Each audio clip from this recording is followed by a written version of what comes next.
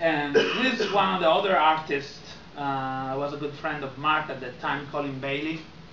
Um, and he didn't do a lot on He-Man. I've seen only a few things, but I know it wasn't really working on that line. It was Mark brought in the line when he needed help.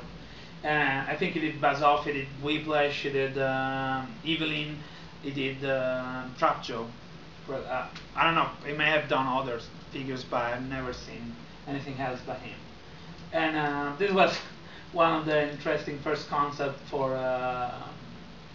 Waspman that eventually evolved in Buzz Off.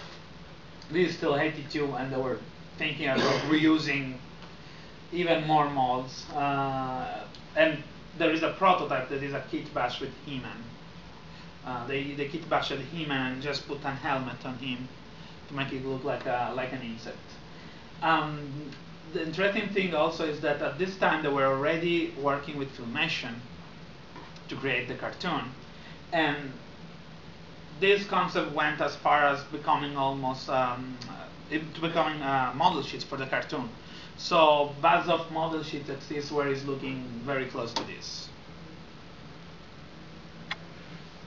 This is probably the third version of Geiger. So you know the one that has been released that was a prototype using the Big Jim guy. Mark already did some stuff in 81. And this is another concept by Ted Mayer where He-Man is riding the gorilla and has guns on it. So there are at least 4 versions of Geiger. This is the infamous Ballbuster. The Ballbuster is infamous because Lou Shamer used to tell the story where Mattel used to present them concept for toys that they wanted to see in the cartoon. And he presented a concept for this vehicle, probably this very concept. And he read the name Ballbuster and he said, I'm not going to put this thing in my cartoon. But of course this became the Bashasaurus. The problem with this one was that, as Roger Sweet was explaining, that the action feature worked very well because it was in the front. It wasn't on the side. And so it extended a lot. The arm extended a lot when the button was pushed. But for safety reason, they put it on the side. They made it much shorter, and it was very ineffective. Oh, by the way, some of these beautiful paintings are by Ed Watts. I don't know if you remember at the the beginning of the 2002 line, Mattel did some auctions with the Four Horsemen prototype painted at Mattel. And they were to help. They were done to help Ed Watts because he had brain cancer at the time, and he passed away like a couple of years later. Ed Watts was this amazing painter. He came from Honda, if I remember well. He was a designer at Honda, and all the stuff by him was absolutely beautiful.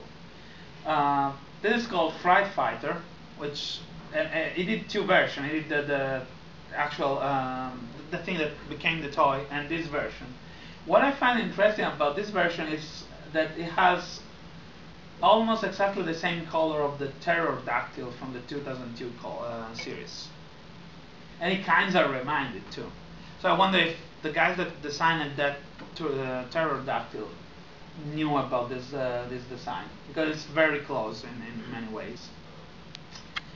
Also, there was this guy McElroy that did some other concept for the line, and I don't know why all the stuff that McElroy was really weird. And this is my favorite piece because they're just I don't know what to think about this. I don't know what I would thought if they were selling these guys, especially the last 2. Just what I'm gonna do with these 2 guys. But they were awesome. I mean, it's also nice to find this weird stuff among the rest. That was also one that did a lot of work for